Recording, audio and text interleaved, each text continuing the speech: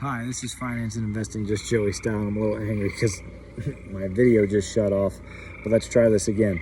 So I'm reading the book here, Intrinsic, and I want to show you something. I want to show you the power of the market. So this guy, his name is Mike Yuen, Y-U-E-N. Anyhow, him and his wife made a financial decision. They were either going to put money into the market or pay off their house, and they owed $450,000 on it. So don't worry about the money or the number. Simply look at where they put the money. So he struggled with this decision basically, and his gut told him to invest it, and his brain told him to pay off the mortgage. So he ended up paying off the mortgage. And then he did a scenario of 3 years later. This was January 2017 to January 2020. So paying off his mortgage literally did pretty much nothing for him. Saved him some money in interest, and then saved him the payment. But it didn't do anything for his overall wealth building, and that's what investing is. So he got no ROI or anything like that for paying off his house. But he ran basically 3 scenarios. If he would have put the money into the S&P 500, or if he would have put the money into Microsoft and Apple 50-50, or if he would have done it into FANG, which would have been Facebook, Apple, Netflix, Google. Over that 3-year period, he would have lost $9,000 if he'd invested into the S&P 500. So basically, it didn't do anything. The S&P 500 sat still for that 3-year period and had a small loss.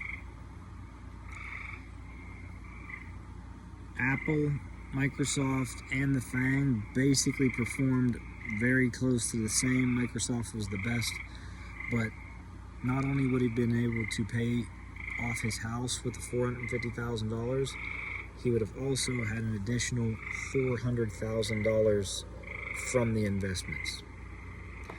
So I just want to tell you, this is the power of long-term investing. And when you're thinking about your long-term stuff, yeah, the money that you do in the short term, it really matters. Like sometimes I literally put $1 or $2 into an investment if I made a couple of bucks here or there. Even in real life, if I go out and do some side work or whatever, and I make 40 bucks, I'll put $10 into the market, or 5. Why? Because I understand what long-term investing is. So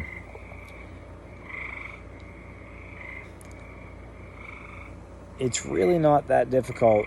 And I'm not saying that the S&P 500 is a bad investment, because it's really not. But I don't understand why you would do it, because right here, it even shows the crash from the 2020 COVID. So the S&P 500 dropped 31%. Now, that's not to scare you. I mean, things drop all the time. This money is long term. If we're not using it right now, it doesn't really matter what it does in the short term. So keep that in mind. Doesn't matter what it does in the short term as long as our money is in the right companies, because we kind of forget that behind that line are companies. People just see the prices going up and down. There's actual companies behind here. So I put my money into these stocks because I believe that these companies are going to manage my money and grow my money faster than I could, basically. And all I got to do is a little bit of research. Sign me up. That's why I'm doing this. And I'm trying to teach you guys how to do it too. So $50 a year right now. And then when August comes, it's $100 a year, or $5 a month, or $10 a month. Investing's not that tough. You just kind of got to wait it out. That's it. But the hard work's in the beginning.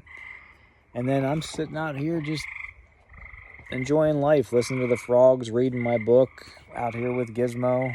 He's around there. There he is.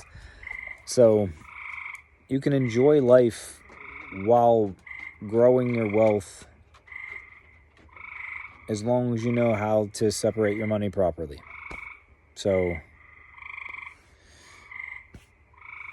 come on in. You've got a wealth of knowledge. I have a very nice network. I've created a stock group.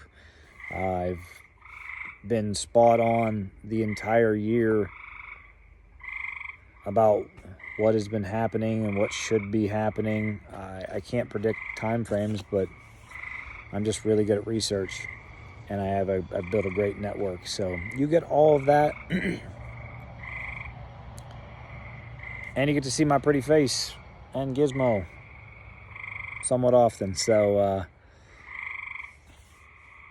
yeah, consider it. All right.